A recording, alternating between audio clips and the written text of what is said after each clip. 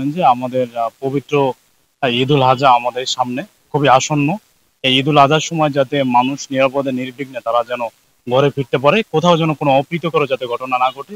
আজকে আমরা মানে সমন্বিতভাবে আজকে পুলিশ, সেনাবাহিনী এবং আমাদের উপজেলা প্রশাসন আমরা সমন্বিতভাবে আজকে অভিযান পরিচালনার মাধ্যমে এই ভুয়াপুরবাসী সকল জনগণকে মেসেজ দিতে চাচ্ছি যে আমরা সার্বিক আইন শৃঙ্খলা পরিস্থিতি রক্ষায় আমরা আমাদের কঠোর অবস্থানে আছি এবং তাদের সার্বিক নিরাপদের জন্য আমরা সবসময় তাদের পাশে আছি। ধন্যবাদ। আমরা আমাদের এটা রুটিন মাফিক কাজ। আমরা প্রতিনিয়তই চেষ্টা করে যাচ্ছি যে আমাদের আইন শৃঙ্খলা ভুয়াপুরের আইন শৃঙ্খলা পরিস্থিতি যাতে স্বাভাবিক থাকে।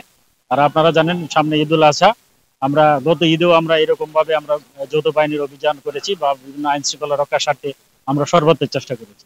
এবারও যাতে নির্বিঘ্নে দেশের আপামর জনসাধারণ বাড়িতে পৌঁছাইতে পারে, ঈদ সুন্দরভাবে করতে পারে, আমাদের এই প্রচেষ্টা যাতে আমরা নির্বিঘ্নে তাদেরকে বাড়িতে পৌঁছার ব্যবস্থা করতে পারি।